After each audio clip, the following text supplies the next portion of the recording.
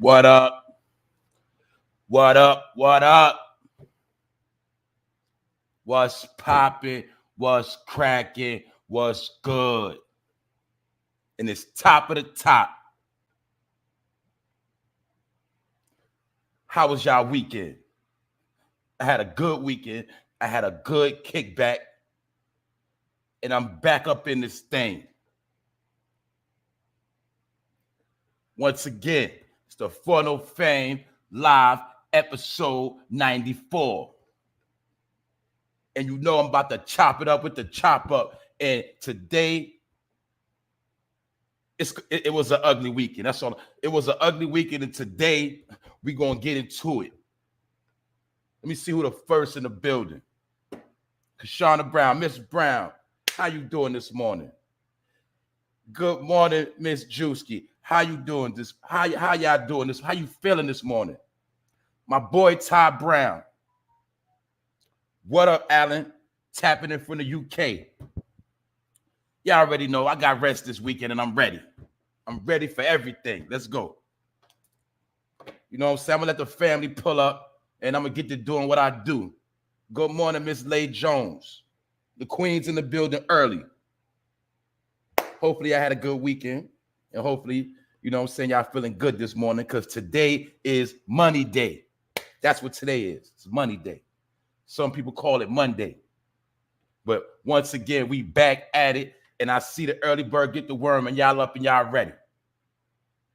So without further ado, we're gonna get into it. And when the rest pull up, they just pull up. But we about to get it started quick and early. Boom. On this episode 94, I'm going to be touching on the FBG Duck situation and how the affidavit, you know what I'm saying, has been revealed. And a lot of information and details, they all out there now. You know what I'm saying? I've seen a lot of people covering it. I've seen people speaking on it. You know what I'm saying? And I'm going to be going into some depths of the situation. You know what I'm saying? According to the reports from the Chicago Sun-Times. I'm also going to be speaking about MonetbaggYo artist by the name of Nuski 103 and how he got clipped in Memphis. And I told y'all what's going on with these rappers. It's either they going to jail or they getting clipped. In my opinion, I think we watching the end of hip-hop music. You know what I'm saying? That's in my opinion. See, a lot of people don't know about when rock and roll used to be number one in the country. Then rock and roll got taken out. Rock and roll got ended. Heavy metal, all that, they got ended.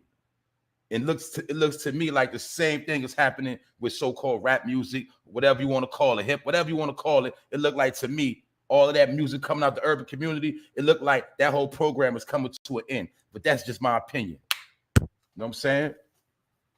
I'm also going to be speaking about how Chris Brown has responded to the allegations.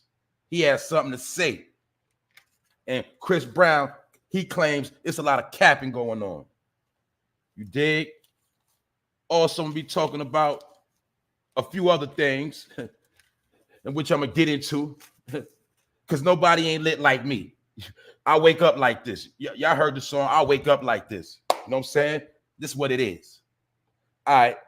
So without further ado, we're going to get into it. Hold up. Let me see who pulled up early this morning. My boy Lampinsky, what up? Imperviousness 1, what up? Randy Nichols, what's good? So we about to get into it quick and early. Because y'all know my slogan, I ain't coming to play and I ain't got time to play. So let's go. In the story reported from the Chicago Sun-Times.com,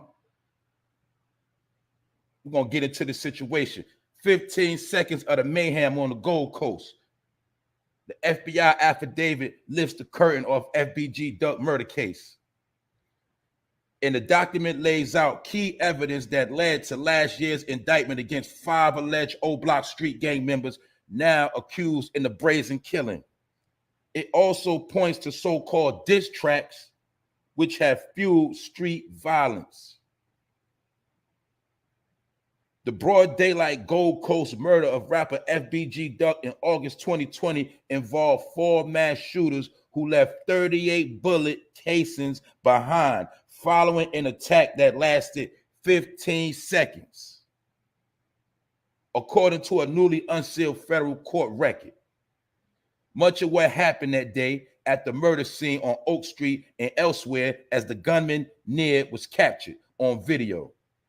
According to the 45-page document, which includes an FBI affidavit, it lays out key evidence that led to last year's indictment against 5 alleged O-Block street gang members now accused in the brazen killing. It says investigators towed a car used in the shooting one day after it happened. Later searched it and found evidence that implicated Charles C. Murder Liggins. The document also points to so-called diss tracks, the songs posted online in which street gang members disrespect rivals, fueling violence on the streets. The document, a search warrant application originally filed October 1st, was unsealed earlier this month. It sought a judge permission to examine phone data associated with Liggins, as well as Marcus, aka Muwop Smart, and to Carlos Orford. All 3 would be charged in an indictment filed September 30th, which also named Kenneth Robinson and Christopher C. Thomas as defendants. The indictment was unsealed October 13th.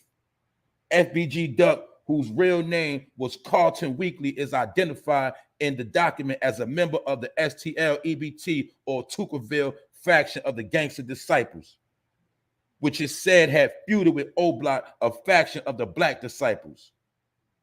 Weekly was killed at 4:26 p.m. on August 4th, 2020.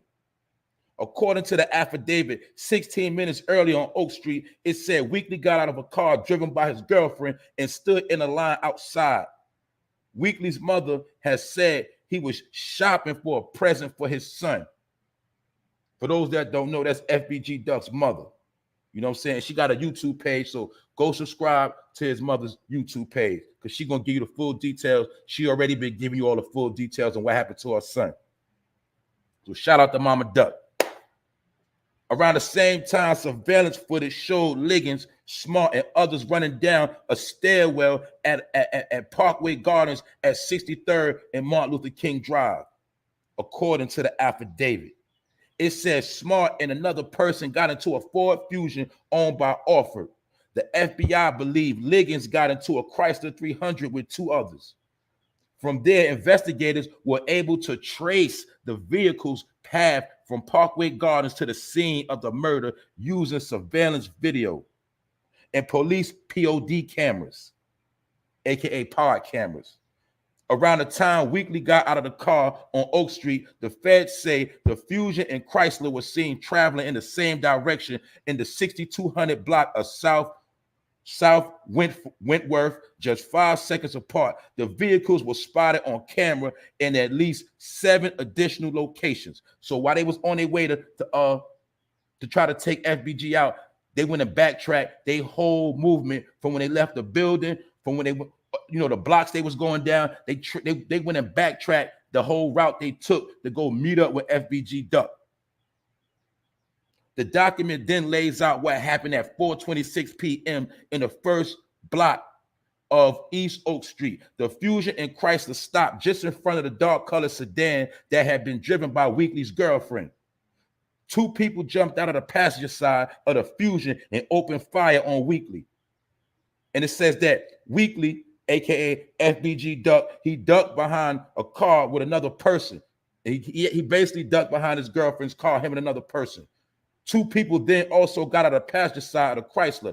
One got out the front passenger opened fire on Weekly and his girlfriend, while the other fired at Weekly. So check it. One got out the car, they shot at his girlfriend. Somebody else got out the car, a couple others, and they were shooting at FBG Duck and his man. The shooters then got back into the Fusion and Chrysler and fled. According to the affidavit, it said Weekly's girlfriend was shot twice in the left wrist. The person who ducked behind the car with Weekly was shot 3 times and was left in critical condition, according to the Feds. Weekly died shortly after the shooting, the Feds say, but it's unclear how many times he was shot. The FBI special agent who authored the affidavit wrote that Weekly was shot approximately 21 times, but the agent also cited a Cook County medical examiner report that said Weekly was shot 16 times. 38 cartridge casings were found at the scene, including one was a .357 caliber casing. Meanwhile, the Chrysler was then spotted on police cameras in 8 additional locations before surveillance video showed it returning to Parkway Gardens at 4:56 p.m. That video showed Liggins getting out of a passenger seat, according to the affidavit. The day after Weekly's killing, Chicago police found the Chrysler in the 2100 block of Gunderson and Berwyn and towed it, the document says. When it was searched on August 13, 2020, investigators allegedly found a handwritten note that appeared to list Liggins' Facebook and Instagram accounts, as well as phone numbers for Liggins and BM, which the FBI took, meaning baby mama. The FBI agent wrote that investigators also found a spent .357 caliber cartridge casing between the Chrysler's windshield and the hood. An examination of that casing and the one found at the scene of Weekly's murder showed they were consistent with being fired from the same firearm. Police had previously said Weekly's shooting might have been motivated by derogatory statements toward deceased members of the Black Disciples. And they said that was made by FBG Duck on social media. Y'all know how they talk about how people be disrespecting the dead in the raps and all of that. Y'all know about the drill. But this is what they saying happened, according to the FBI. The FBI affidavit points to multiple online videos, including a July 2020 YouTube rap video in which Weekly performed as FBG Duck. So I told y'all that they watch YouTube. You know what I'm saying? They watching everything.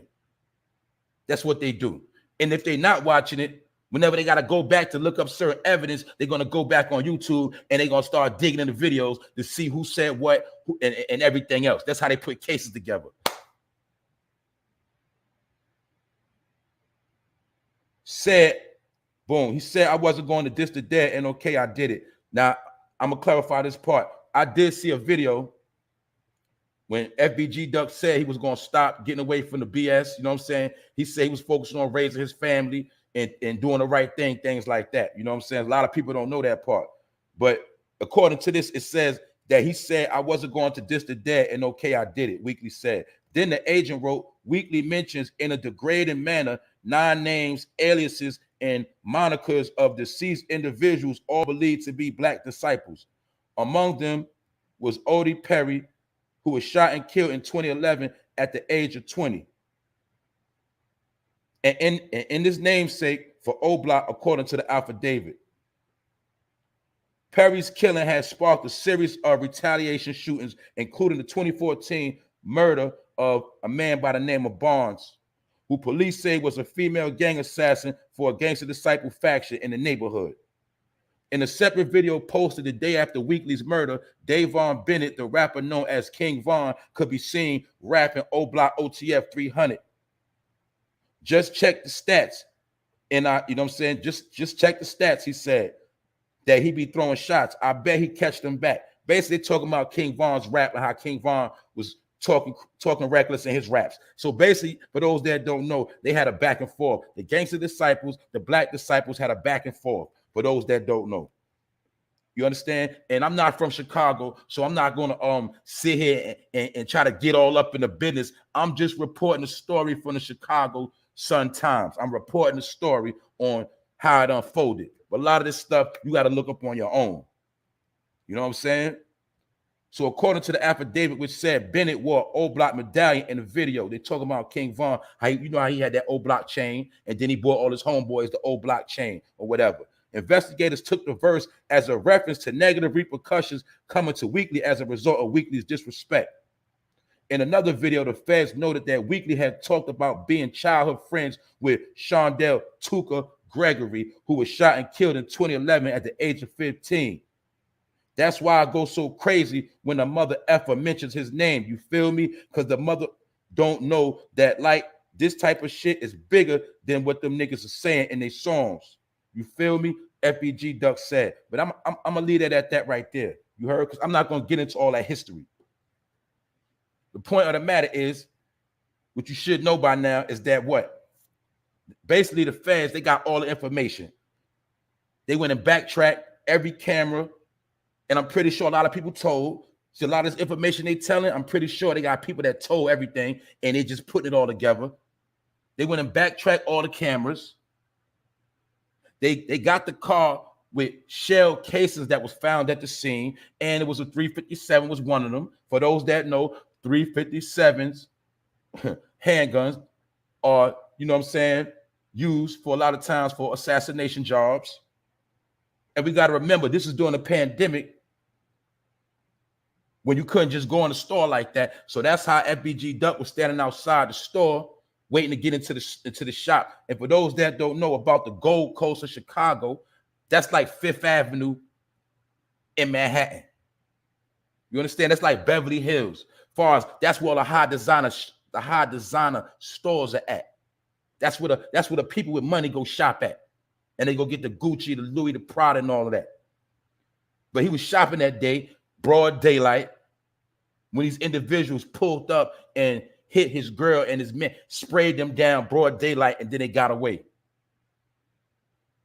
And now we see that the FBI affidavit is revealing everything, which also you got to understand that they went into all the old rap beats. They went into all the rap songs, all the rap videos, and they started breaking all of that down, using that as evidence, which a lot of people already knew this was going to happen. People already knew that when you self-incriminate yourself in rap music, period, you telling on yourself. That's what it's called. It's also known that a lot of this, you know what I'm saying, a lot of the drill, it promotes violence and gang activity, basically banging on wax. And we also seen this same formula recently happen in New York City with the Brooklyn drill and the Bronx drill. We seen the same recipe transition to New York City, and now we see people dying and niggas going to jail. It's a program that's been going on for a little while now. It's been going on about 10 years now, ever since Chief Keef came out, and you had people like DJ Academics promoting the hype, giving people clout, and exploiting and pimping the Chicago wars. But a lot of people didn't know there was real wars from the street really going on against gangs. And it's the only thing I'm gonna say about this situation, in my opinion. It's just funny when he said he ready to get out, he ready to chill out with all of that. That's when all this stuff just seemed to explode. And now we see the key individuals in this situation, as far as FBG Duck and King Von, they're not here. When I look at it, in my opinion, both of them had talent, and they was the next to blow. They was the next to really put their city on the map, and they was about to be in position to make a lot of changes. The same way those two brothers could have came together and squashed the beef, and they could have all got to the money.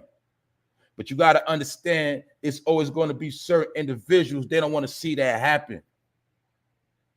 They don't want to see gangs come together for the good. And you're also going to see that this whole situation was fueled by a lot of hatred. Because at the end of the day, they did not have to do Duck that. They didn't have to do them like that. And I understand it's gang activity, but my whole point is y'all knew he was a rapper headed to success.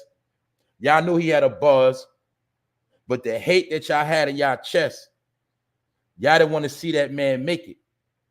So that's why, in my opinion, they tried to slaughter that man like he was some type of major threat. And the reason why I say it like that, because if he had a chance to be a star, he had a chance to be something great, y'all could have gave him a pass. Y'all could have gave him a pass, especially on that day how that went down. But you see the way they rolled on him, it's like he was a threat, and it's like he had to be got that day, because this happened in broad daylight. Not in the hood, in an upclass neighborhood where they do a lot of shopping at, and where, you know, you got the big you got the condos, the lofts, and all of that. This didn't happen in no poor neighborhood. And we see that FBG Duck had his bag right because he was going shopping, you know what I'm saying, at the designer store with his girl chilling and going to get something for his son. So like I said, I understand the gang activity and all of that. But sometimes you got to be a bigger man and get that man a pass, but they didn't want to give him no pass because they wanted to take it too far. That's why now, the only reason why I'm saying that is because we got to realize FBG Duck is gone, King Von is gone, and a lot of them dudes, they all got indicted. So nobody's making no money no more. Everybody's finished. Everybody's gone. So that's why I'm saying, was it really worth all the smoke? Was it really worth it?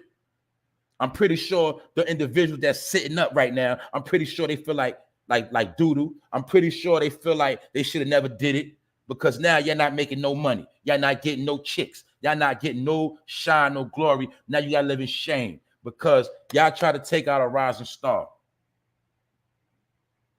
And like I said, it's mighty funny how him and King Von, they both gone. And both of them had the power to squash all of this, you know what I'm saying, like men. And Chicago could have been on a whole nother path right now. But now y'all see Chicago, they drill scene is going down the gutter. Because you can't build off of all that hate. All that hate ain't going to get you nowhere. I keep telling people that. You could dislike a person, but if you keep hating on a person to a point where you got so much hate, ain't nothing gonna come out of that hate but destruction. And sometimes it could be for everybody. That's just how it go. So my whole point is, we just heard the affidavit. You know what I'm saying? Once again, this is by the Chicago Sun-Times, where they gave you detail on individuals that was the key players, how it all went down. But see, now what they got to worry about is these individuals telling on other individuals that might have sent it. And a lot of people understand what's going on. And like I say, boom, we also got to remember King Von was fighting a case in Atlanta. He had an open case with another individual, with another rapper from Chicago. As soon as King Von, he tried to focus on his music, get out the city, he get clipped. And I told y'all last week, the same hookah lounge where King Von got clipped, eight other individuals have been shot at that same location, and this so-called hookah lounge is still open. And 2 more people have died at this location since King Von death, and it's still open. And the reason why I'm saying that is because, in my opinion, this whole dream of being a rapper, thinking you're going to make it to the top, it's like a big dream and it's a big lie. Because the way I see it now, they ain't going to let that happen. It's individuals that's not going to let no more successful rappers come out of the hood unless they're going to what? Comply to a certain degree. They're going to have to live a certain lifestyle. All of that, as far as that gangster persona, the drug dealer persona, you think you're going to free all the bros from the block, everybody going to be paid up with chains and all of that. They're not going to let you get that far. They're not going for that no more. That's what's going on. You know what I'm saying? And mind you, this is the same city, Chicago, where Donald J. Trump offered to send special agents to help clean up the crime in the city, and they didn't want that to happen. They told that man no. The mayor said no. So we seen Chicago get out of control for no reason at all. Meaning we know gangs been in Chicago. We know that. Do y'all know how many gangs in Chicago? You got the People Nation, the Folk Nation. You got plenty of gangs. But the thing about it is, when they started becoming successful, folks knowing their music, trying to go to the next level, it's like their crime situation got even worse. And it got commercialized. Then it got spread across America, because you're going to see now in every city, every town, a young boy wants to be a drill rapper, and he wound up getting clipped because they're following the Chicago blueprint. That's what's going on. It's a program. You're either going to get charges or you're going to get put in the ground. Either way, you're not going to make it to be a successful rapper. And if you do make it to be a successful rapper, you'll never get to make it to be a CEO of your own label.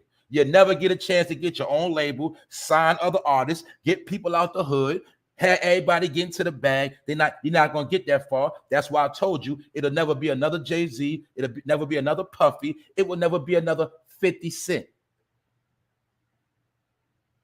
Because some of these situations, it's like 50 Cent story multiplied by 10. You know, the whole get rich or die trying scheme. But now these dudes, they not even getting real rich. They dying before they get rich.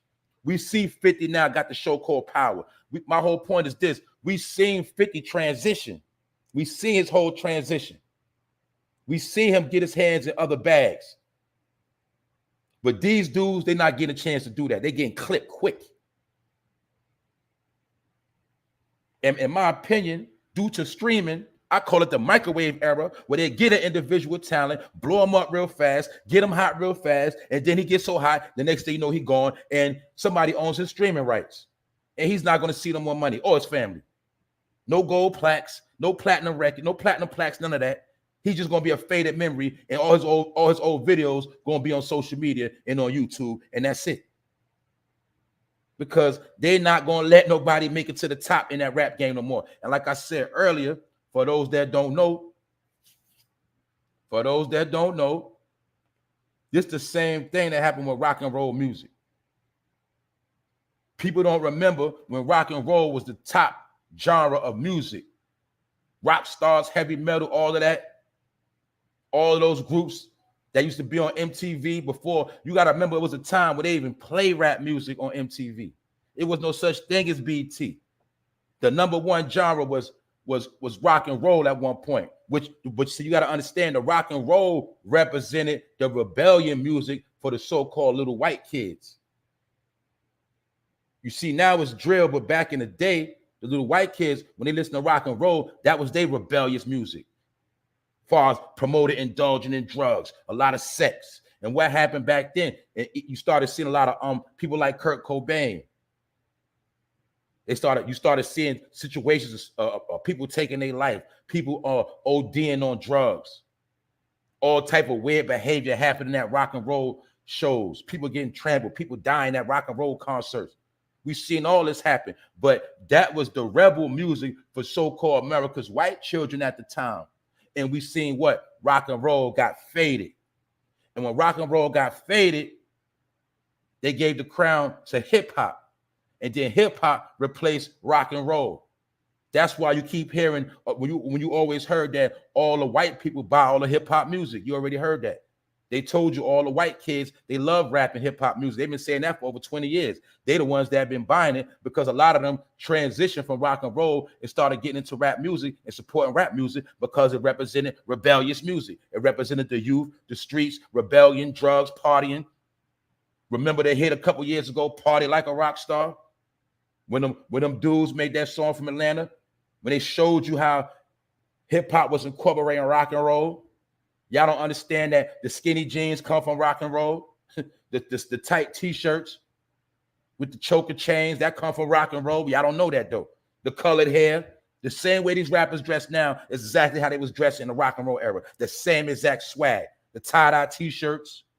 Ain't none of this stuff new. They just took rock and roll and infused it into rap music. So now you see the same trend of people ODing, people passing away. And my point is this, in my opinion, we are watching the fall of rap music. We are watching it right in your face, how it's disintegrating. And I know this for a fact. You know why? Let's be real.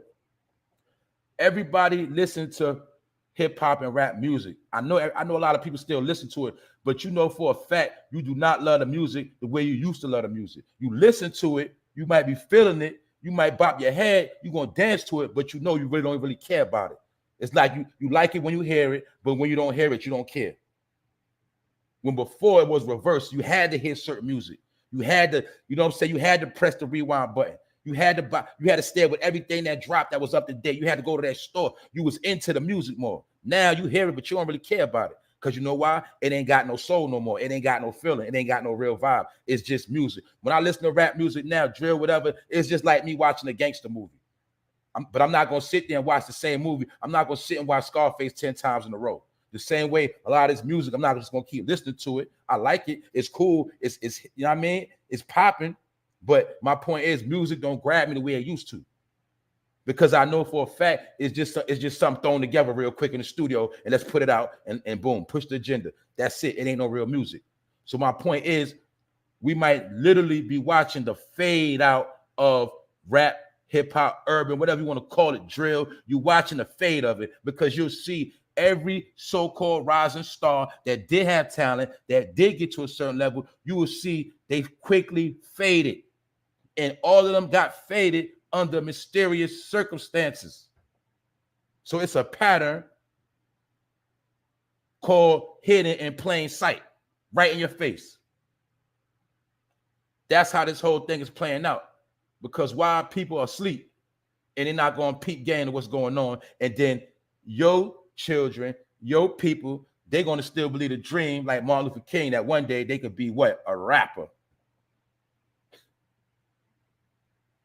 Because that's the dream you were sold. Because they don't understand that what? It's certain careers you can have and you can make $100,000 a year. It's certain careers you can have, like dealing with this technology and all that. You can make $120K a year chilling at 21 years old. But see, they don't want you to know about all that. They don't want you to learn how to build web pages. They don't want you to learn how to master digital currency. They want you to focus your mind on rap music, getting high, smashing chicks, and partying and holding that hammer. The same thing you're trying to get away from on the street, they want you to be a rapper doing the same thing times 10. So you see the whole situation is backwards. That's why I'm showing you we are watching the fall of rap music right in your face. It's no more, ain't no rapper gonna have no 10-year career, 15-year career. It ain't, no, you're not, no, it's not gonna happen. Like I'm gonna give an example of Fat Joe. People don't know when Fat Joe first came out, his name was Fat Joe the Gangster. But you see Fat Joe transition, right? Now Fat Joe could chill. But see, my point is these so-called gangsters now in rap, they're not gonna make it that far. They're not gonna get to that level. Either somebody gonna try to take them out or they're gonna take themselves out. Because that's what it is right now. You dig? And with that situation, I'm going to say rest in peace to FBG Duck. Rest in peace to King Vaughn. You understand? And hopefully a lot of that rising talent and the people that's from the shop, you did, they can get it together and start going in another direction. Hopefully they can start piecing up and get to that money and get the hood back in order. Because we see the same thing has transitioned to Memphis.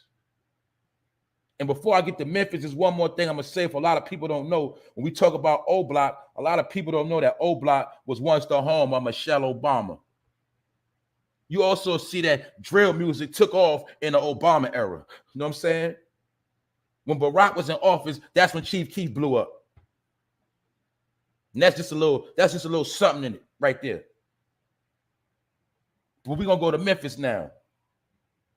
And for those that don't know, a lot of y'all already know, MonetbaggYo artist by the name of Nuski 103 was shot and killed, a.k.a. clipped in Memphis.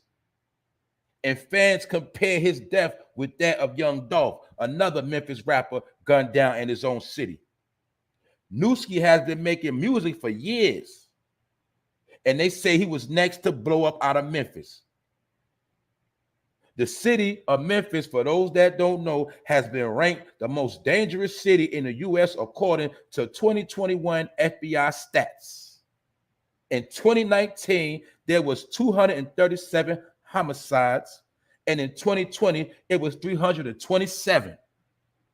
And you got to know about Memphis. I call it the home of First 48. When First 48 first came out, you seen what happened in Memphis. You see all them people getting clipped and telling. My point is this: 237 in one city, 1 year, and then 327 another year. Those are the same numbers just sprinkled around. 237, 327. My point is that's a lot of numbers of people getting clipped every year in one city. One city. You got to understand that. But another rapper As you see in this picture right here, for those that don't know, Nuskie 103, he got clipped. The people got away, and they don't know. They don't got a trace of what happened or what's going on. But word is said that he was one of MonetbaggYo artists. That was the next to blow up. So I'm pretty sure y'all see the pattern now. I told y'all about, which y'all already know, about NCAA Youngboy, aka Peanut. How he got found slumped in the woods of Alabama. The NBA Youngboy lookalike. Another one. Gone. For what? You got to get what's going on. So it's like they chasing their dreams, but their dreams becoming nightmares. You understand? That's what's going on. Because people still don't understand that you live by the gun, you die by the gun. The life you promote, the life you indulge in will be the same thing that take you out. That's how this go. You like doing drugs, eventually you're going to OD. Eventually your heart going to stop. You know what I'm saying? You like having raw sex. You love to have raw sex and smash everything moving. Eventually you're going to have an STD or you're going to have HIV. You're going to go out by the things you love because you don't know when to stop. You don't know when enough is enough. So that's why you're going to keep seeing these same patterns. And I'm telling you, everything you see is being promoted. Therefore, people putting expiration dates on themselves. But everybody got an expiration date. But listen to what I just said. People putting expiration dates on themselves. It's that simple. Salute to the chat. I see y'all pulled up very early this morning. Yeah, I was on time today, a little bit before 7. Your boy is on his grind, and I'm back. I rested up. I had to take off. I had to unplug from the matrix, shut my phone down over the weekend, and kick back and get my mind right and chill. But I'm back, and we're going to have a good week. You see, a lot of people can try to do what they do, but they don't got the sauce. They don't got the juice. And I'm going to show you how this go when I hold it down. Let's get into it. We got some more to talk about. Gotti Savage, what up, bro? All my day ones up in here. Y'all already know what time it is. The next thing I'm going to be talking about is Chris Brown response to the allegations. You see, Chris Brown didn't tuck his tail like Trey Songz and get low. Have his lawyers talk for him. Chris Brown responded himself on social media. And Chris Brown responds to the allegations of him violating a woman. Y'all know I reported last week. Y'all saw the stories about how Chris Brown is being sued for $20 million. And the woman tried to say he put something in a drink, allegedly, and took off her bikinis and had his way with her.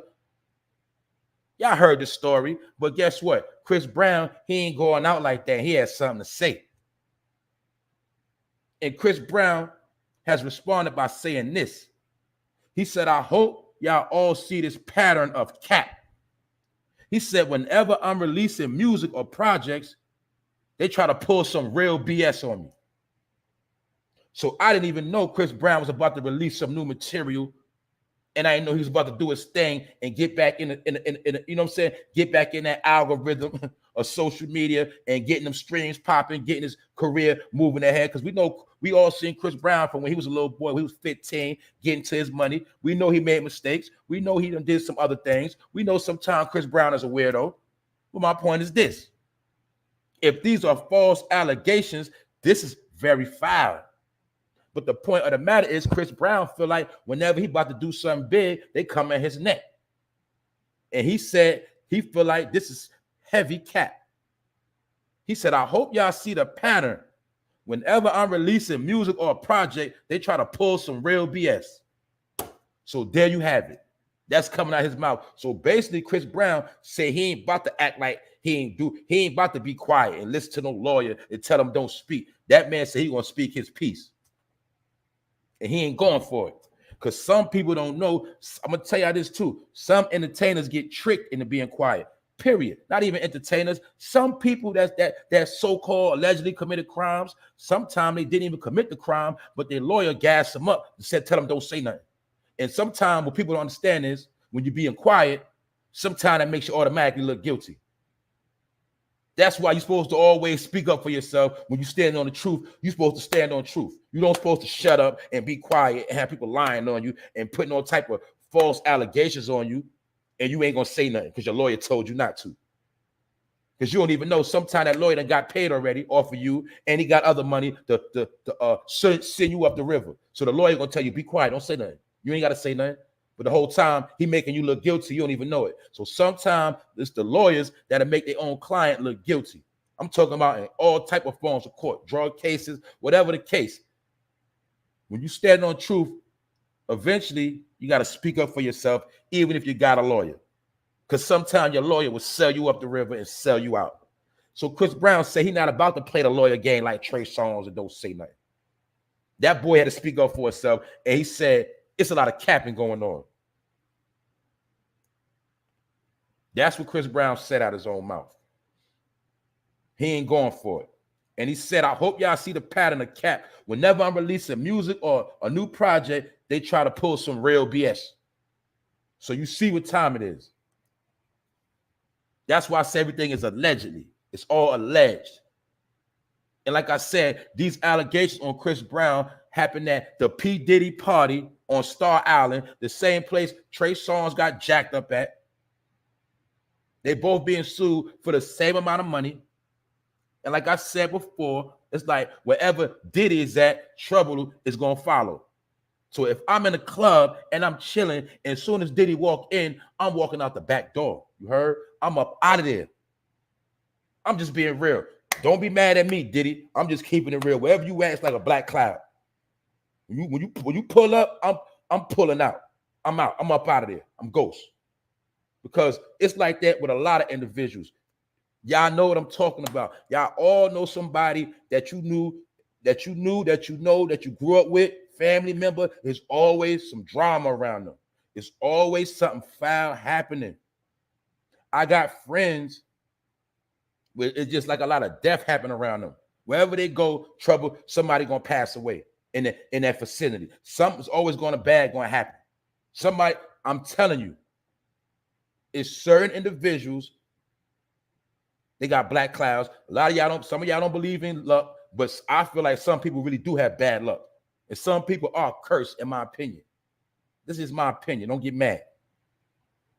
That's why I stay away from certain individuals. Because if I stay away from certain people, I never have to worry about catching something from somebody else karma. You feel me? I don't got to worry about what's coming to you. And you also going to notice this. People who are foul, and them people with them black clouds around them, they love to hang around a lot of people all the time. They always love to hang around everybody and be everywhere and bring that black cloud with wherever they go.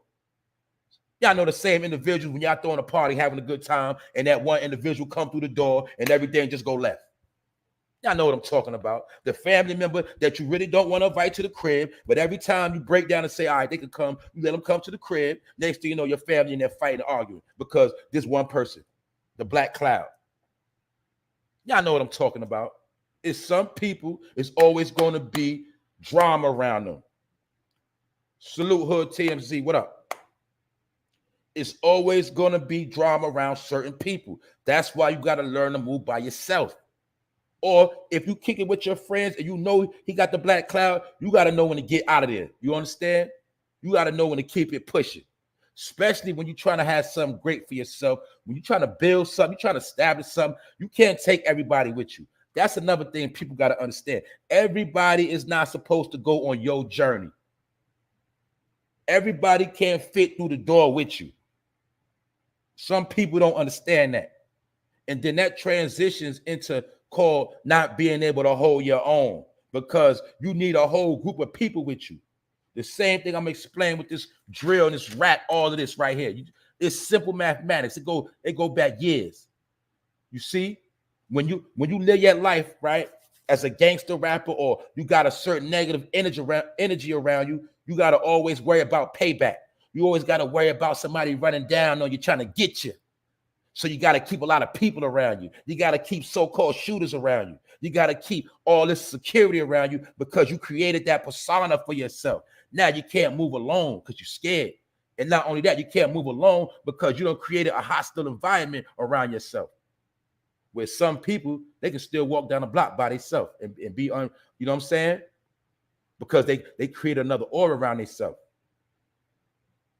That happened, that's with anything. I learned that from the street. Hustling, whatever you want to call it. You got some individuals on the street, they didn't rob people, they treated everybody fair, they looked out for people. When you went to re-up, they gave you a little extra. They treated everybody right. Treated the fiends right. People loved them in the hood. And in the hood, protect them kind of people. But you had the certain people, the ones that want to come rob, short you, violate. Those are the ones always get taken out. And then when they're gone, nobody's going to say rest in peace. The hood going to be celebrating. They're going to be happy that person gone. They're going to be happy when you gone, when you got that bad dark cloud around you. People start celebrating. Like the wicked witch is dead. You know what I'm saying? They start dancing around because you gone. Because people can't stand that foul energy you got around you. But my point is, everybody is not going to make it with you on your journey. You got to understand that. If you want to be great, you got to understand when you want to be great, that's a solo thing. You can love people all you want to. You can hold their hand all you want to. But sometimes the people who hand you holding become dead weight. And they're going to stop you from going where you got to go. And then not only that, sometimes people want to know you as an individual. They don't care about who you with. They want to know who you are by yourself. What make you tick? What make you smart? What make you know where you get this creative energy from? People want to know who you are as an individual. They don't care about who you got with you. And this my man, and this my homegirl, and these my peoples. Some people don't care about that, especially when you're sitting at the business table. Nobody care about all that. It's about you and what you bring to the table by yourself. So that's why I told y'all, real G's move alone. Real men move alone. Real women move alone. They don't need their girlfriends to do everything with them. So that's just a little something right there for everybody to understand that it's always going to come down to you and what you got to do. That's what it's about. But Chris Brown, he responded to the allegations, and I'm pretty sure Chris Brown ain't never going to go to a P. Diddy party again. Because everybody that party with P. Diddy eventually end up in trouble. Y'all seen the drink champs when P. Diddy pressed Fabulous talking about when we going to party. Yo, remember when we going to party? You see, Fabulous, he don't be trying to party with P. Diddy because obviously he knows something nobody else don't know. But a lot of people was laughing at that situation. You know what I'm saying? And they felt like Diddy was trying to make a pass at him. That's what some people think, allegedly. You know what I'm saying? That's how some people took it. But at the end of the day, I'm pretty sure Fabulous said, I ain't trying to party with you because when people party with you, something bad going to happen. Like Shine. You know what I'm saying? Things like that.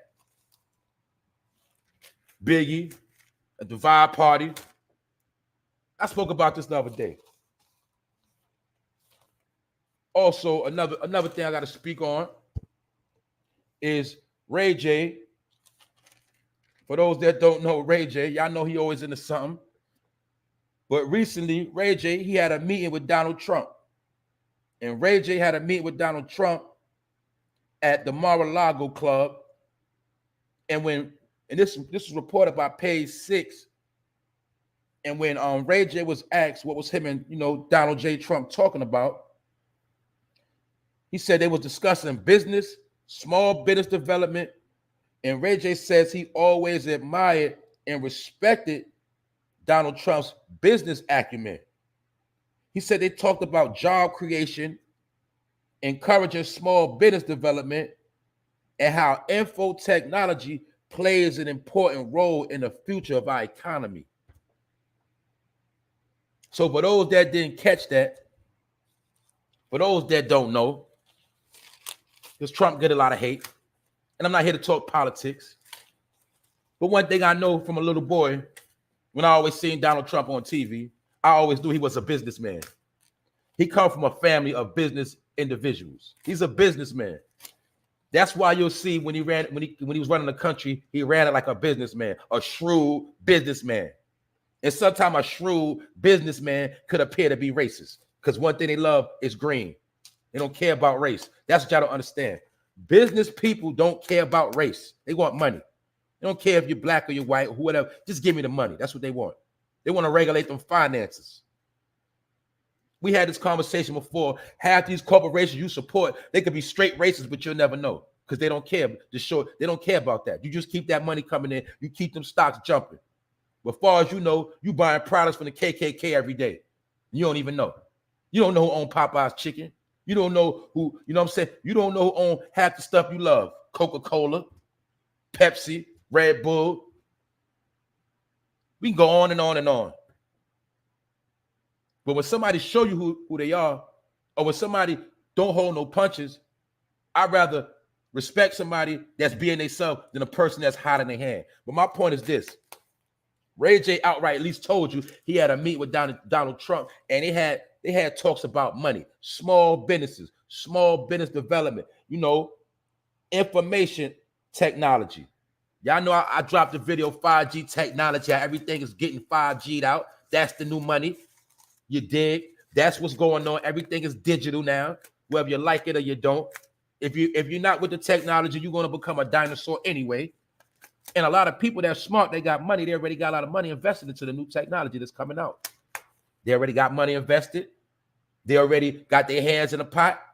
And a lot of people in position. So my point is, when Ray J sat down with Donald Trump at a club, you know, they was discussing business. And, you know, I guess Donald Trump was dropping some jewels on him about certain things. And y'all got to also remember what a lot of people forgot. When Trump was in office, a lot of small businesses got started. A lot of businesses got generated during Donald Trump's his whole term. Now you see those same small businesses now are what? Failing and crumbling. In this new situation. Y'all seen the shops get shut. When the pandemic came, you seen people that had the barbershop get their shop shut down for weeks, for months. You seen people that just had the new hair salon open up in your hood, they got shut down. You seen a lot of people that just started their business got shut down, employees left. A lot of small businesses had to do what? Had to take the PPP loan out to pay their employees because they just was getting started. They have a lot of money like the big corporations. So a lot of companies had to take the bag.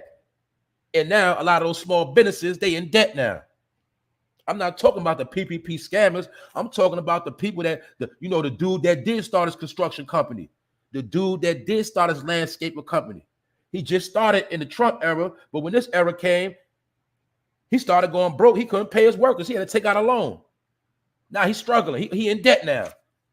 But half of these businesses you see now, a lot of small businesses came into fruition in the Trump era. The Republic, whatever you want to say. We can play political games. I'm not neither one. I'm just going to keep it real. You see prosperity, and now you see poverty. It's not hard to figure it out. That's why everybody that had a business is failing. It's failing now. A shop I used to work at, my homeboy owned the shop. I started working when he first opened it up, like 2017. A couple months ago, that shop is shut down. He out of here. Ghost. And a whole lot of other businesses I know folded just within the past 2 years. Past year and a half folded. Before that, everybody was eating good. And that's why I'm trying to tell you, most of these same businesses that were small, they had to take out that loan to pay their workers. But they didn't know after they took out them extra loans, they wasn't going to be able to have employees, and half your employees was going to quit to get that free unemployment. So that left a lot of small businesses out back. A lot of restaurants that just opened up. A few sports bars had just opened up. They start crying now because they can't sustain their business because they in debt and they owe that loan. That's what I'm trying to tell you. What's up, Rondell? That's what I'm trying to tell you. It's been a lot of finesse games going on. A lot of finesse games been going on. So a lot of people that did start small businesses, they done put themselves in debt now. And a lot of taxes are due. If you had your business for 3 years, it's time to pay up. So you see what's going on. So we see it's 2022. Let's say you started your business in 2018, you started doing your thing, and then all of a sudden, bam, you got smacked in the pandemic. You had to shut down. Some of your workers, they want unemployment. They ain't want to work no more. They quit on you. But you already took out a PPP loan. You got to pay that back. And now my point is this: it's time to pay taxes, and you got to pay out right now. So a lot of businesses, they folding. That's why you'll see some businesses close before it got too late. And this what I peeped too. Y'all might have noticed this in your hood, your city, but I noticed this around. A lot of Chinese restaurants closed up. A lot of Spanish restaurants closed up. My point is, some businesses closed up and they didn't want no PPP loan. They just cut their losses. And some of them closed down and never came back. They just took their loss. Well, the economy slow. We can't sell our food. Well, we just going to shut it down, take our loss. We ain't about to take no loan now because we ain't going to be in no debt. And that's what some businesses did. But some businesses, they couldn't shut down. They didn't want to shut down. So they took them loans to keep it going. And now they see they took the loan and that loan ain't help them out not one bit. They still in debt. So you're going to see more so-called businesses fold. And my point is this: when you know a lot of people was worried about all the hate campaign against Trump, you never listened to what he was saying about small businesses. You wasn't paying attention to none of that. Just like I wasn't paying attention to when he gave all that money to the black colleges. That's all I'm saying. Facts is facts. But Ray J had a sit down with Donald Trump, and he said at their meeting at the Mar-a-Lago Club, they were discussing business, small business development, meaning how to create businesses, keep them going. And they also had talks about small business development and info technology, because information is money. Now, information and technology, that's a whole different bag. And that falls under 5G. That falls under communication and a whole lot of other things. Video, security. We in a whole nother world going on, but some people just ain't gonna get it because they stuck in the past. And with that note, I'm gonna move on to the next topic and show you facts of how people are stuck in the past. Because in New York City and a few other places, it was a real messy weekend. It was very, very messy. And I'm pretty sure y'all heard about this story, about Miss USA.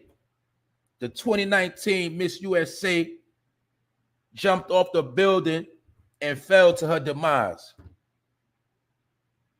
And she died after jumping from a Midtown condominium on Sunday. She fell from a building that has 60 floors called the Orion Building on West 42nd Street. This happened 7 a.m. The luxury building, in that luxury building she lived in, the apartments go for $1 million to $2 million. Now, once again, for the people that's slow, I put the video out called A Have Against the Have-Nots,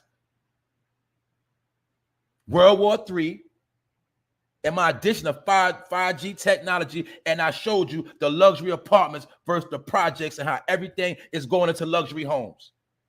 A lot of people don't know these luxury homes are worth millions of dollars. But this was my whole point when I was saying this. A lot of people be thinking or thought, oh, because of the vax, oh, they trying to take everybody out. And I was trying to tell you, no, they're not trying to take everybody out, because some people are going to be living in these lavish buildings that you see in your hood. All this fly stuff they building, people are going to be living there. And my point is, if they wanted to take everybody out, they wouldn't be building these fly luxury homes. Because some people going to be here and some people just ain't. And that's why it's called a have and a have-nots. The people that have, they're going to be straight. The people that don't got, you're going to be finished. And sometimes your own hard-headedness and stubbornness is going to be the reason why you're not here no more, why you ain't going to have nothing, because you don't know how to transition with the time called technology. I showed you how the new luxury homes are set up just like the Jetsons. These are sky pads with everything up in them. The way these buildings set up, they don't got to leave their building for nothing. But my point is this. Use common sense. This building that they built in 42nd Street, this particular building where she jumped from, $1 million a month. No, not a month. $1 million for an apartment. $2 million for an apartment. So that means what? If it's 60 floors, it's people that got bread to live in that building. Which means they don't want everybody gone. Now you got the low-level ones in the hood that go for 200, 200,000, 300,000, 400,000, 100,000, but they building luxury homes all across America. I showed it in detail from, I don't care if it's Tennessee, St. Louis, California, Maryland, every city, every state has been building luxury homes because it's a whole new living about to be taking place on the planet. That's what I'm telling you when I told y'all crime is over, street activity is over, bogus names, no ID, no driver's license. That's all over with. You can take it or leave it. And that's why it's creating what you see, call a have against the have-nots. When you see a Lyft driver getting carjacked and getting shot in their face because you can't carjack a Lyft driver, that's all GPS'd out. Where you going to go with a car with GPS on it? Fool. But you think you're going to live by the crime wave and you're going to make it. No, you're not. So I'm going to show you how technology is going to take you out if you don't comply. Meaning, every crime I told you about, you see how they easily backtrack who did it and lock their ass up when you thought you got away with it. But this particular woman, she jumped from a Midtown condo, allegedly. In this building, the apartments was going for $1 million to $2 million. I don't know why she passed. I don't know what happened. Maybe she was depressed. But y'all know I told you about all that depression, all that stress. That's them demons in your head telling you to jump. And it's also is proof that money doesn't cure everything. Money don't mean nothing if your mind ain't right. If you a zombie, money don't mean nothing. So my point is, in your mind, you thinking, why would somebody so-called jump from $1 million apartment? They living lavish. Because it shows you it's different mind states. Or maybe she realized she couldn't pay that rent no more. Maybe she realized she was going bankrupt. Who knows? It's all alleged. But my point is, they building plenty of luxury homes, luxury buildings, luxury, all type of luxury. Some places y'all already know they building casinos everywhere. You see casinos in places that never been. You see in neighborhoods get remixed. Obviously, they plan on somebody moving in these places. So they're not trying to take everybody out. They're not trying to take, it don't make sense. I told you, businessmen love money. They don't want to take people out. They want that money. Unless you're a person where you worth more dead than alive, but when you poor, you ain't worth nothing to nobody. You know what I'm saying? But my point is, you're going to see a pattern taking place. And some people going to be here and some people just ain't. Which goes back to what I was telling you earlier. Everybody is not going to make it to the next level. They're not going to make it. You know why? Because they're going to stop themselves. Nobody can stop you from doing nothing. Nobody can tell you what to do. People going to do it to themselves. And then they're going to want to blame everybody else. But some of y'all not going to make it to the next level. You know why? Because you can't even comprehend what's going on right now. You're your own worst enemy, and it's called ignorance. So we're going to let that be that. Which also, for those that might have heard in New York a couple days ago, how a college boy froze to death outside. He froze to death in sub-zero temperatures. I don't know if he was homeless. I don't know what his situation was, but he was a college student, and some college students do be homeless because they try to sacrifice to go to school.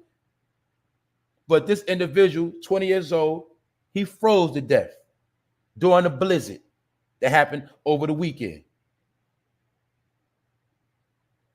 So it just shows you, maybe if he had somewhere to live, if he had a crib to go to, he wouldn't have froze to death outside. So he would have to get put up in that have-not category because he ain't have nowhere to go. And he froze to death. Also over the weekend, which I told you was very messy, 2 people were fatally shot and a third was knifed in 3 separate homicides in Brooklyn. In Brooklyn, we had 3 separate homicides that was very wicked. Now, the first one happened in Crown Heights when police found a man lying outside the 11th floor elevator at Ebbsfield Apartments at 5:30 p.m. I used to live in Ebbsfield on the 13th floor. Long story short, it was a 44-year-old man. The victim suffered from gunshot wounds to the arm and head, and he was pronounced dead on arrival at 2:22 a.m., so he got clipped in the building. Pardon me. This individual, he got clipped at 5:30 p.m. when, right when the sun first went down, he got clipped 5:30 p.m. The first individual. The second incident happened, it was a 44-year-old victim who suffered from a gunshot wound to the head, and he was dead on arrival at 2:22 a.m., and he got clipped in Williamsburg, Brooklyn. So my point is, a lot of people got clipped over the weekend. And you're going to start seeing this pattern of ages. 44. A lot of people in their 40s and late 30s, they're getting clipped. They're getting taken out. Because some people that's in their 40s, they can't adapt to the time and they still want to live in the past. Which I was just telling you about, how everything is changing. Now, a man was shot in the head outside a residence. The unidentified man was 42 years old and he was pronounced dead. That's the dude that got clipped in Williamsburg. Now, 2 hours later at 3:49 a.m., outside Katrina's Mexican Grill in Bay Ridge, officers found 2 men. Both was sliced and diced at the scene. One was fatally stabbed in the chest and the other was slashed across his head. And a couple hours ago, not too long ago, they caught the individual that did this crime. He was 19 years old. So I'm going to clarify this. One individual got clipped in the hallway, got his head bust in the hallway on 11th floor in Crown Heights. He was 44 years old. And then another individual, he got clipped and he got his head spread across the concrete. That happened in Williamsburg. He was 42 years old. That's 2 people in their 40s clipped.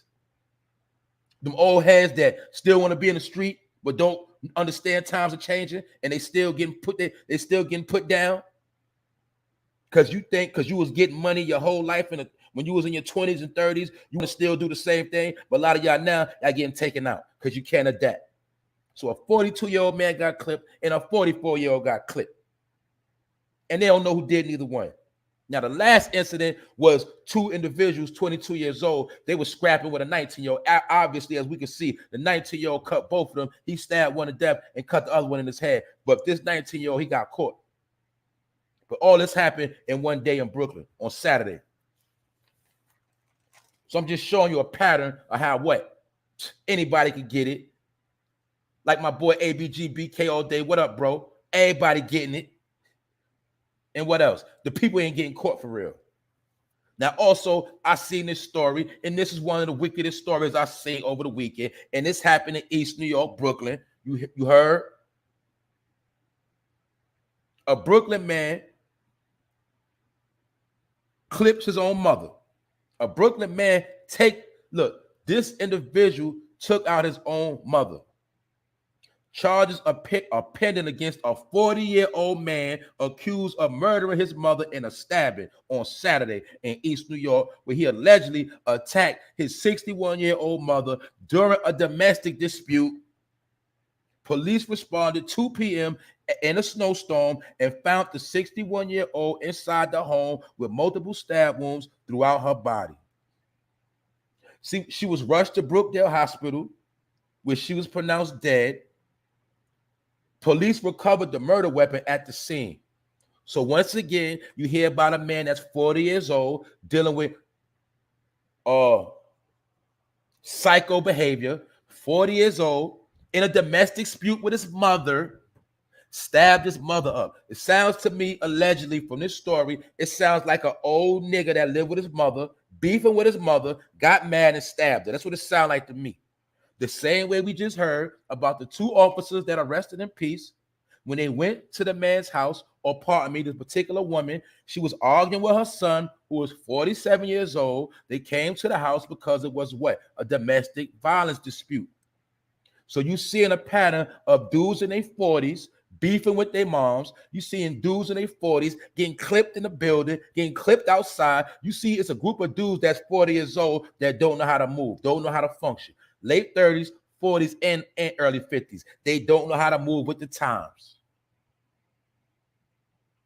Because if you're 40-something years old, I don't understand, what are you doing beefing with your mother in the crib and you want to stab up your mother? You're 42 years old and you getting your brains put on the elevator door at 40-something years old. That shows you a lot of people have fallen, and just because you get older don't mean you're an OG. And it also shows you that a lot of these old dudes, they can't adapt because you don't wait to get in your 40s to start acting retarded. You don't wait till you get in your 40s to get your head popped off. Or you don't be in your 40s, period. I don't care what age you are, when you stab up your mother, allegedly. So we seeing a pattern. Remember when I told you nobody's to be trusted? When you start seeing dudes taking their own mother out, that lets you know he's a weirdo. This the same dude some of y'all women might move into y'all home.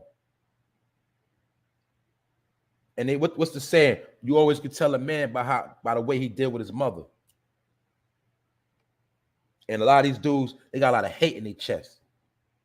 Because this dude stabbed his mother multiple times. So we see where we at right now. That's right. She said they be the biggest jokes, early 40s group. See that?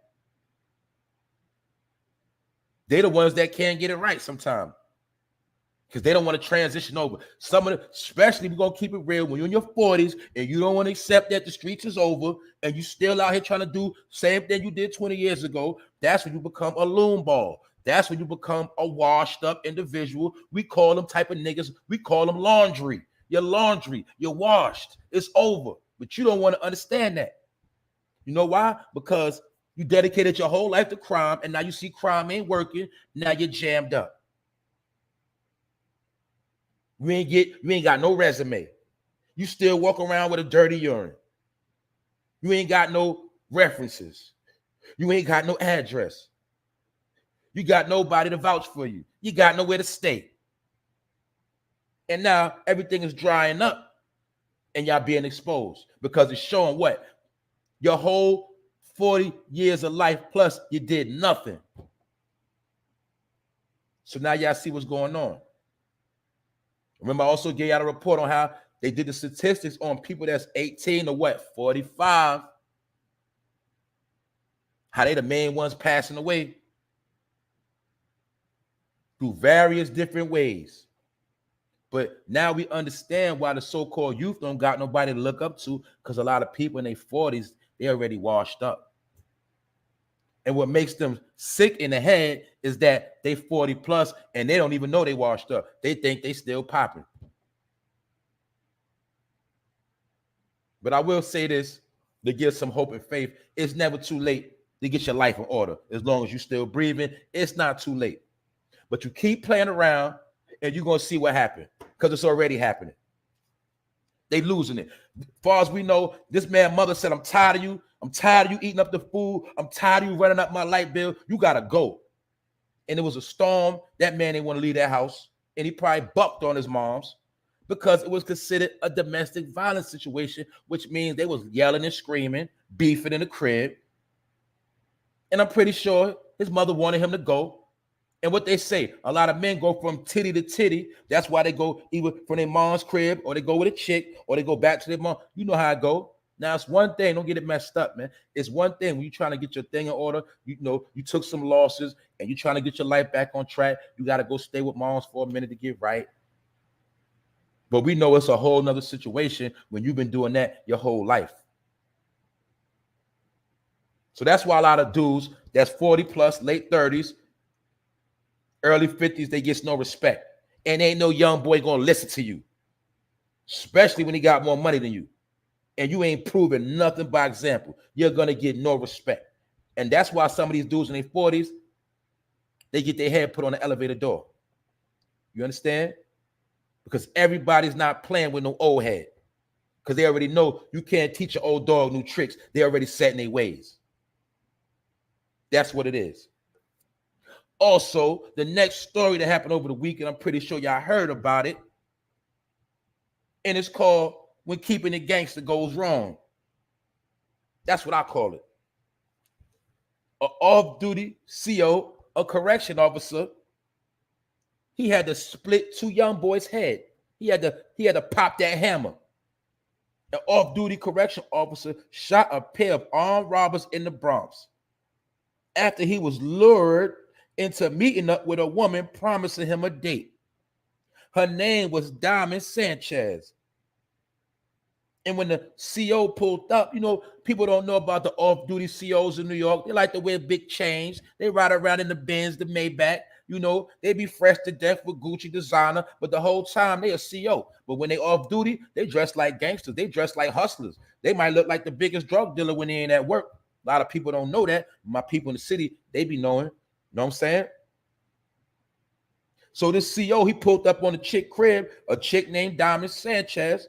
He thought he was going to get a date, but when he pulled up, two individuals came at his car and they demanded his belongings. But little did they know the victim was armed, and he let go that hammer on them, and he released fire from inside the car, and one of the duos dropped the gun, and the girl, she tried to pick the gun up and hide it, but all three of them are charged with robbery, criminal possession of a weapon, and the chick is being charged with tampering with evidence. So now, let me break this whole story down. The CO pulled up to the chick house. He thought he was going on a date. He could have met Shorty on Instagram. I'm going to be real. She could have been on OnlyFans. I don't know. Allegedly. But my point is this. He went to meet her on a date. And instead of her pulling up, she sent two goons at her. Now, this is what they did that was stupid. For those that don't know, I'm going to break it down. When he was sitting in the car, one of them came to the window and he knocked on the window with the gun, trying to tell him, run it. Telling him, you know what time it is. Knocked on the window with the gun, flashing the gun in his face. So what the officer did, he just picked up his hammer and blew through the window and blew old boy. He blew him. So the one dude got his face blown off. The other dude dropped his gun and ran. And then Shorty tried to pick up the gun and hide the evidence. But little did they know he was a CO. So they backtracked all the information, and she locked up, and the other dude locked up right now. And my whole thing, when I saw the story, you're supposed to never trust a chick named Diamond. A chick named Diamond, and her last name Sanchez, Dirty Sanchez. You're not supposed to be trusting no chick named Diamond Sanchez. But guess what? I will say this. Obviously, he didn't trust her because he was strapped and ready. And when them young boys tried to run up, they was going to jack him, he blew one of their face off. And the other one, he took off and ran and dropped his gun. So that's why I call this is the story of when keeping it gangster goes wrong. You also see what in this story, you seen fiend behavior, how people are going low with their crimes, trying to rob people. They probably just needed something to eat. Shorty was starving because Shorty don't understand the game. The girl Diamond, you would have got more out of hanging with this man, out of going on a date with him. You would have got more out of that than what you got now, because now you got nothing, and you got nothing but some charges. But I'm pretty sure you got chicks that let the dude gas him up. Yo, you need to line something up. Yo, you need to tell so-and-so pull up so we can run down on them. You let some chicks, they let dudes gas them up, and this what happened. Another thing I'm going to say, I'm going to keep it real, is that some of these chicks that's getting found slumped, some of them are doing certain things like putting dudes in drama, setting people up, violating dudes, lining up niggas, and some of these chicks is getting payback. But little did this chick named Diamond know, and she was 21 years old. What she didn't know is this individual she tried to set up, he was a CO and he was strapped. And they also said that he is not facing no criminal charges in this whole situation.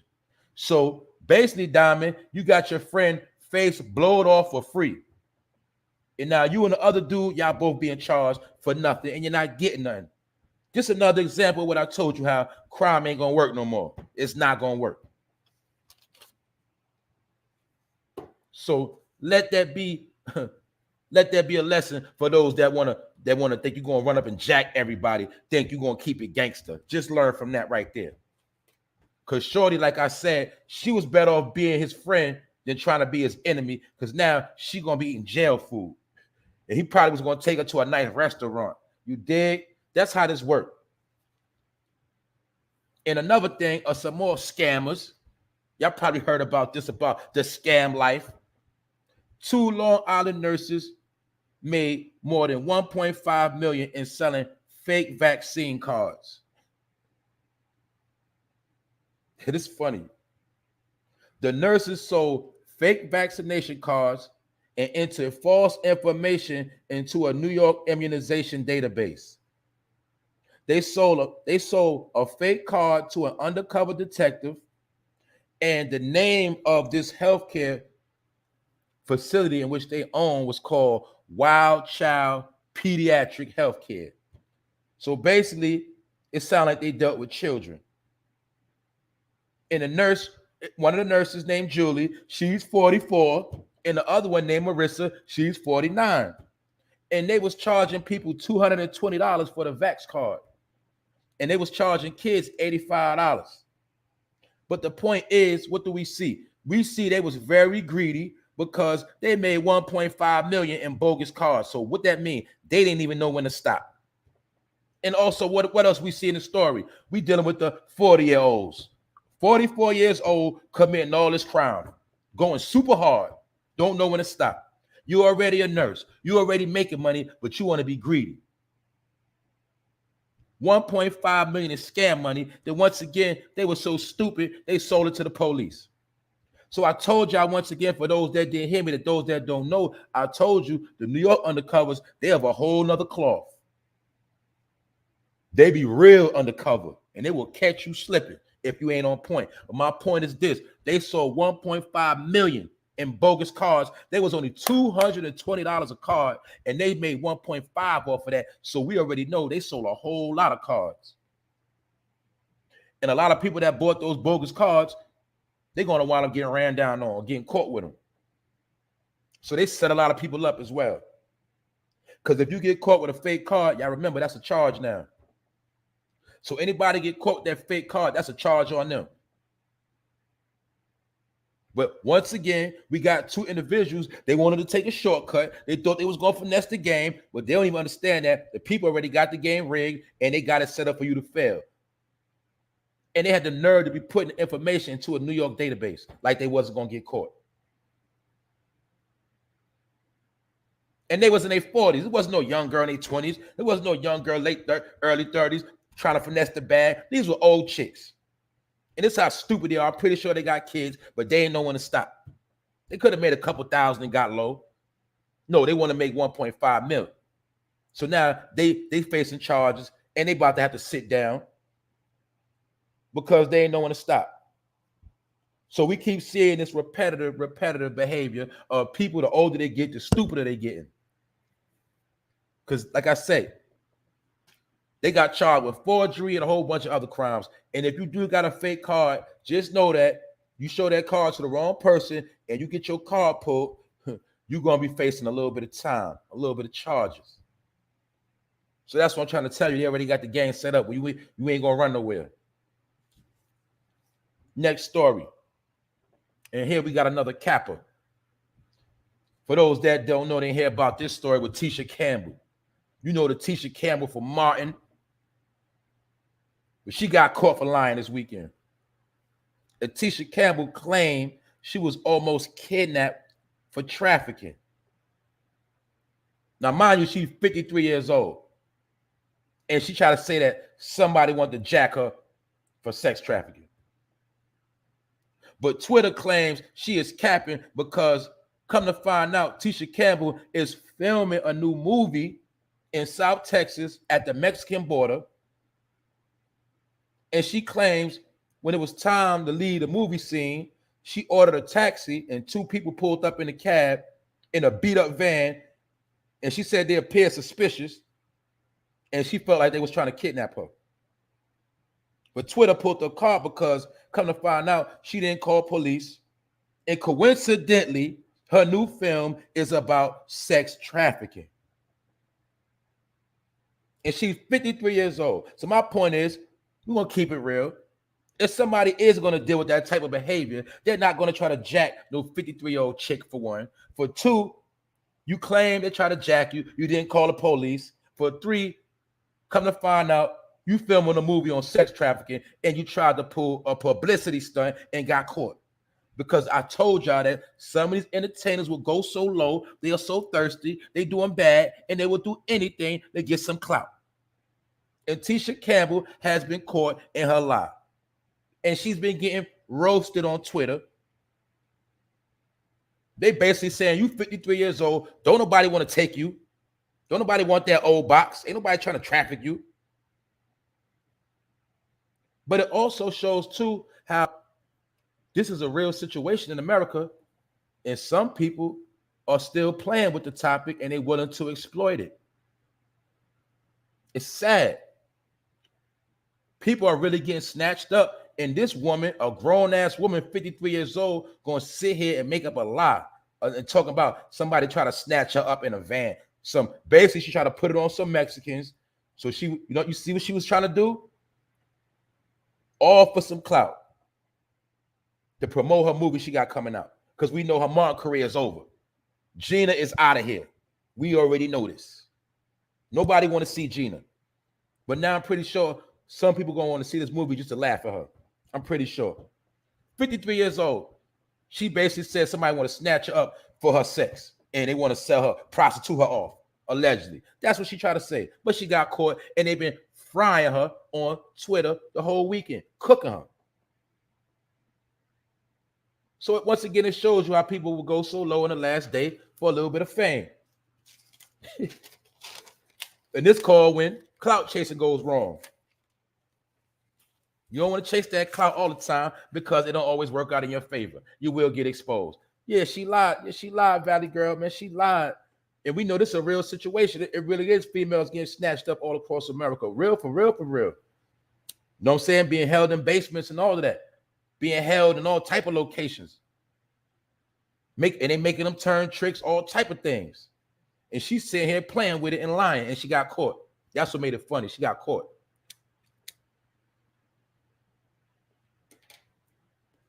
Salute to the chat. I see y'all family up very early. Your boy got up very early. I'm well rested. I had my phone shut down. I had to unplug, but I'm back. And you see, I'm lit this morning. Episode 94. Look, thank y'all for pulling up because y'all making it happen. Y'all know nobody can't do it how I do it in the morning. I'm going to get y'all up because we're going to have a good day today. Today is Money Day. That's what it is today. We're going to get to it. And for those that pulled up, y'all know I'm going to do a recap. Boom. Let's get it. We spoke about how the information has been revealed in this FBG Duck situation. Rest in peace, FBG Duck. The FBI has put everything out there. They got a lot of information. And I'm pretty sure a lot of people been telling. But the number one thing they did was they did their research. They went and backtracked all the cameras. They went as far as back to backtrack the cameras when they seen the shooters leaving the crib, mounding up, getting ready. They tracked them all the way to the scene of the crime. Then they tracked them leaving the crime. Also, what they used to connect the dots for real was they came to good old YouTube. And they started watching them videos. And they started digging into them channels, putting it all together with the help of DJ Academics and a few others. They put it all together. And all that's being used right now. Like I told y'all before, a lot of you dudes who like to talk about gang activity, I told y'all a lot of y'all YouTube pages will be used in a court of law at a later date. Because what you're doing is creating files for the boys. AKA the feds. You're creating archives. because you done told about everything that happened within the gang, without the gang, when the gang started, when the gang did this, the gang did that. You're telling everything. Now it's all documented, and your whole channel, you might as well go get a badge now and get you a number and just get down, because your whole page is going to be confiscated. Because you're already with the people. You just don't know it yet. And some of y'all already do know y'all with the people. That's why you do what you do. You run your mouth. You're like the gangster gossip, what I call it. Y'all some gangster gossipers, because you're always gossiping about the gang. That's why in this whole case right here, people don't know. People outside of Chicago, they didn't know it was a war between the Black disciples and the Gangster Disciples. They didn't know that. But thanks to social media and YouTube and hip-hop drill videos, everybody knows what's going on. And guess what? The FBI knows what's going on too. Because one thing y'all don't remember, and I always learned this, I'm going to say it again. When the whole hood know your name, when the whole hood know what you do, best believe the police know too. Law enforcement already know who you are, because the whole hood, the whole city is screaming your name and what you do and how much work you put in. Don't think the law enforcement don't know, because they already know who you is too. That's how it works when you got a name. For all you that like to have a name for yourself. Anyway, this whole situation, like I said earlier, was reported by the Chicago Sun-Times, and they called it 15 seconds of mayhem on the Gold Coast. Now, for those who don't know, the Gold Coast is the area in Chicago where the so-called rich people shop at, where all the designer at, the Gucci and all of that. In New York, it's Fifth Ave. And I'm going to tell y'all something else a lot of y'all don't know. The part of so-called Africa where the slaves was originally kidnapped from is called the Gold Coast. The Gold Coast is where they used to go get all the slaves. Next to the slave coast, the Gold Coast, all that was right there in a part of Africa. And I ain't going to get too deep into that. Just do your research and you'll see where the Gold Coast was at in the times of slavery. That's where they was going to get them slaves from. And in Chicago, they got a Gold Coast too.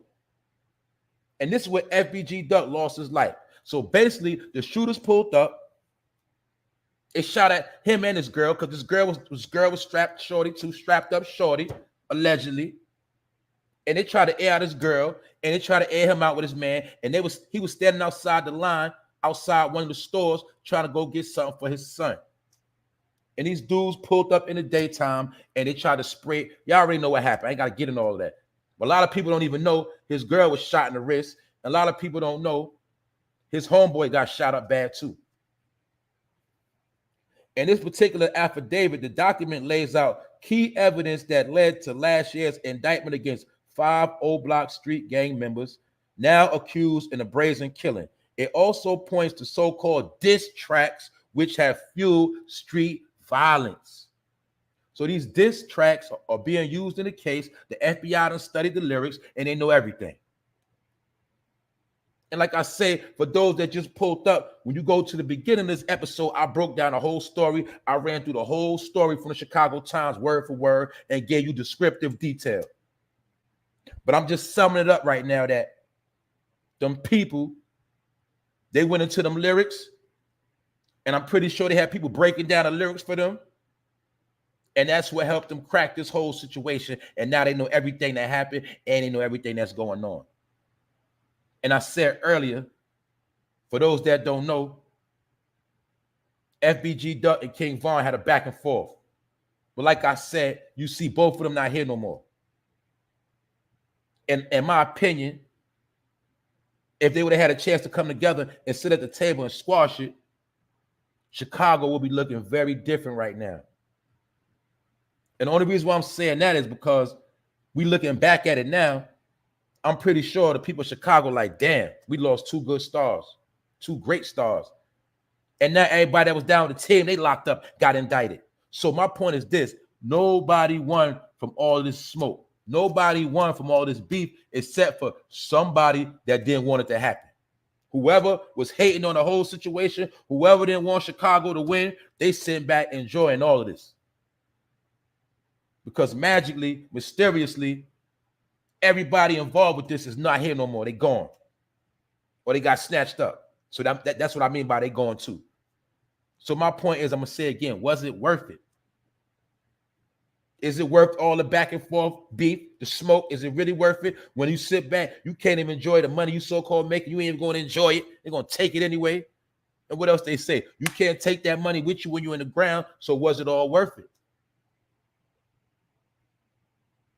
But when it's entertainment in real time, and everybody getting them likes, them shares, them clicks, and them views, and they feel like they popping, they love it. But when it's all said and done, everybody gonna lose. That's just how it's gonna play out. Everybody loses. Mothers have lost, brothers, sisters, family lost, the whole hood lost. Now nobody got a shot at you know what I'm saying? The dreams get killed.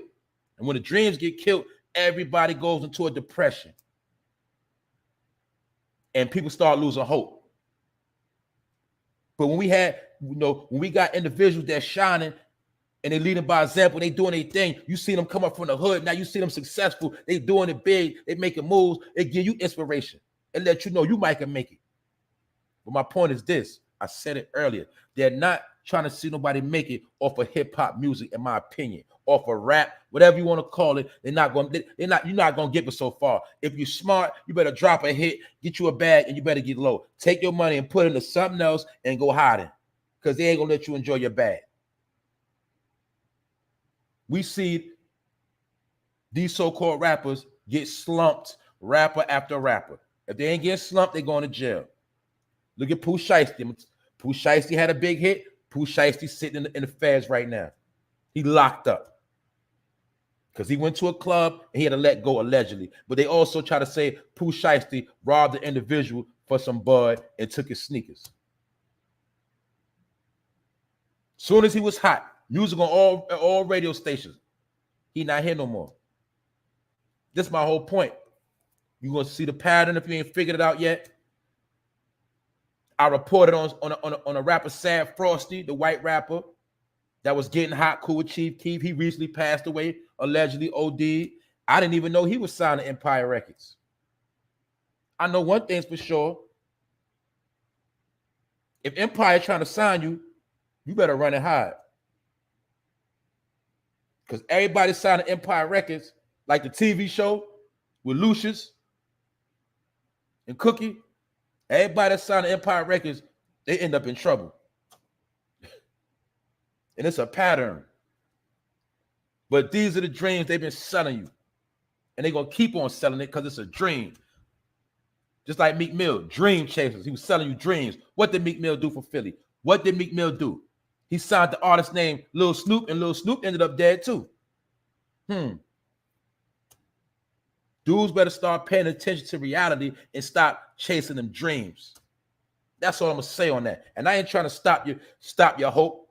I'm just keeping it real. You gotta be knowing what you're getting into. Know what you're dealing with is the saying. But once again, rest in peace to FBG Duck. And salute to his mother, Mama Duck, for still standing strong, because she's still fighting for her son. And like I said earlier, for those that don't know, Mama Duck got a YouTube page, so you can subscribe to her page and get all the info you need to get, because she letting it be known what's going on with her son's case. And also from that case, I went into Nuskie 103, what you see on the screen, and he was one of MonetbaggYo's artists. And he got clipped in Memphis, and they don't know who did it. And that's another thing. You see when a rapper get taken out, it's just like another event. It's like it's nothing major. And, they take their time with the situation. But anyway, MonetbaggYo artist Nuski 103 was shot and killed in Memphis, and fans compare his death to that of Young Dolph. So they basically say he got clipped kind of the same way. He got taken out in his own city. You also heard the sayings about when you get to a certain level, you're supposed to leave your city. We see Duck got taken out in his hometown. We see Nuskie got taken out in his hometown. But we see King Von try to go to Atlanta. He got taken out in Atlanta. which also shows you if somebody wants you gone, they're going to find a way to still make you be out of here. But what people don't know about this whole Nuskie situation, like I said earlier, in Memphis in general, is that Memphis is ranked the most dangerous city in the U.S. according to the 2021 FBI stats. Not Compton, California, not Chirac, not Brooklyn, not the Bronx, not Dade County, Memphis. 237 homicides in 2019 and 327 in 2020. That's why they did that big indictment where they indicted 300 and some people a couple months ago, and they are just now starting to solve some of the crimes. That is actually how they was able to put the Young Dolph case where it's at now, because that was a big indictment and they all got to telling. The same thing in this FBG Duck situation. Remember, O Block got indicted. Once O Block got indicted, people got to talking. That's how they put the pieces together. And that's how they coming close to closing these cases. So my point is this: no matter how gangster you are, if you don't get taken out, eventually they're going to get you. And if they don't get you, somebody's going to tell on you. Because I told y'all before, soon as that 15,000 went up for Young Dolph, you seen that killer got caught very quick. Because for 15 racks, we already know somebody getting sold out. And that's how this whole thing gonna work. So when you think you got away with something, some people just gonna wait till the money come up. Then they're gonna tell on you. They're gonna cash out on your destruction. But that's what it is. Other than that, it's the For No Fame episode 94, and y'all made it. We all made it this morning. And if you late, pull it back to the beginning, and I gave you the full details about the whole FBG Duck situation according to the Chicago Sun. So I'm not up here freestyling, making nothing up. Because I know people from Chicago, they don't like people speaking on their business. And I'm going to be real, I don't cover Chicago business like that at all, because I don't be clout chasing. But this situation, I was following, because I heard out of FBG Duck mouth, when he said out his own mouth, he trying to fall back from all that beef, and he just want to take care of his family. You know what I'm saying? And I looked at it like maybe somebody bigger should have tried to sit him at the table and bring things together. But obviously it never got to that level. And one thing's for sure, that beef in Chicago go back for years. It's a total different warfare. And I just feel like some of that should have never transitioned into music, because it became a trend all across America with all the young boys all over. In their mind, they from Chicago. That's what they think. So it is what it is. Other than that, we did our thing today. And like I said, for those that didn't hear, Chris Brown spoke out and he said them allegations was cap. And he said, it's funny, whenever I'm trying to release some new music or I got a project coming out, they always come with some BS. So Chris Brown has spoken out. I told y'all earlier, he is not biting his tongue. He ain't gonna act like ain't nothing happened. He's telling you out his mouth, this is some cap. And I'm pretty sure he's gonna fight it in a court of law. So there you have it. Basically, this right here is a done deal. You didn't catch it from the beginning, you rewind and you go back. But I will be back again later, and we're going to keep it lit all day. Other than that, I'm going to salute the chat. What up, Valley Girl? I see y'all up early this morning, ready. Knowledge Bomb, what up, bro? What's good? Black in the Movement TV. What's up, family? Always showing me the support. Miss Deja. What up, sis? Man, y'all already know what time it is, man. Y'all know how we do over here. We smoking in the morning, very early. We getting to it. Like I said, if you're new to the channel, hit the subscribe button, hit the all notification bell. Leave a comment. You can give it a thumbs up or a thumbs down. I don't care, because it's all my opinion. So don't get mad at me because I speak my opinion and I'm one of the last you ever going to hear that's going to speak his opinion and it ain't got no price on it. So you can either like it or love it. I don't care either way. But I already know who family is, so that's why I ain't worried about nobody. I know who's who. Queen of Detroit, what up? Shout out to the whole East Coast, the Midwest, and the West Coast, and overseas. We all rocking together. That's how we do this over here. We speak a language called real over here. That's what we do. Who else? Who else in here? That's right, Aaron Brown. Yup. Chameleonaire got out the game, and he been investing his money into tech apps. And he already been said how he made way more money off of technology than he ever made off of rap. That's a fact. Young boys becoming millionaires overnight over technology, making apps, all type of things, man. Other people teach their kids to do other things, while some of our kids, they want to be rappers. There's nothing wrong with being a rapper. You just got to do something else too. Rapping is really a hobby. It's a hobby that if it take off, it take off. You know what I'm saying? That's how it's supposed to be. It's not supposed to be your whole life. You focus on being a rapper. That's all I'm saying. And then they want to get the rapper starter kit. The pack of weed. They gotta have a gun. They gotta have a jury. They gotta have the chicks. They get the starter kit. That's how it works. Queen of Detroit, what up? How you doing this morning? Y'all already know. Today gonna be a good day. Bossy B. Good morning. Anyway, y'all know I'm going to stay lit. I want y'all to have a good day. Y'all stay in tune. Y'all stay focused. There's more to come. Like I said, stay on point because you never know when I'm going to pop out. This For No Fame Live is, I start between 7 and 8. Ain't no time frame on it. Ain't no telling when I'm going to come back out because I told y'all can't put me in a box.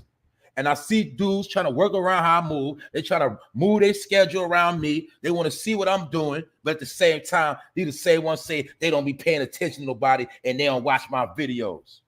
Either way, I don't care. Because you can't do what I do because you ain't got it. Period. That's it. Also, tune in to Grown Man Talk tonight with me and my homie P. Grown Man Talk is the channel. That's how we do over here. We run a very elite situation. I run elite. I don't run with the whole. I run with the elite. Everybody that rock with me, they know what time it is. And they VIP. Period. So I'd rather have 500 solid people than 10,000 nobodies. That's me. While y'all in the club with everybody, I'd rather be in a VIP with a small few and watch y'all dancing and sweating and doing the most. While we be in a VIP, popping bottles and chilling. That's how I rock in real life. So all my people is here and we vibing together. What up, P? I see you, Brody. Y'all already know I'm back this week. So y'all pay attention. We got some things in store, like I told you. Also, I told y'all, go support the Queen Rondell because she got a podcast on all networks. People taking things to the next level. So we don't care about nobody starting no bogus show up. We don't care about no Breakfast Club knockoff. And I seen niggas even jack my boy Jack Frost. And I came at Crack Frost. But we all know Crack Frost started the morning coffee. That's his thing. I started calling him the 50 Cent morning coffee show. But that's Jack Frost, morning coffee. Now I see somebody else jacking my boy Jack Frost. They got a coffee show. Stop it. Y'all know how to say something. That's right. Support everybody. Other than that, ain't no hate. Ain't nothing but love. I wish everybody success. But at the same time, don't think you're going to clone what I do and I ain't going to say nothing because I see everything moving. And what I don't see, my people's going to tell me. You heard? So like I said, salute to the fam. Salute to everybody that support. Episode 94. You see we creeping on 100. And we gonna do some things. I ain't gonna do too much talking because the cloners be jacking. Anyway, It was a good episode. If you didn't catch the beginning, you rewind it, because we chopped it up and broke it down, and we let it be known that all the information is out the bag. And one thing we all must agree on that you better get out of this episode is that they always watching. They watching all social media platforms, and one of their favorite platforms is YouTube. So let that be a lesson. And with that note, y'all already know. It's For No Fame, the Primetime episode 94. And I'm out of here. Ghost.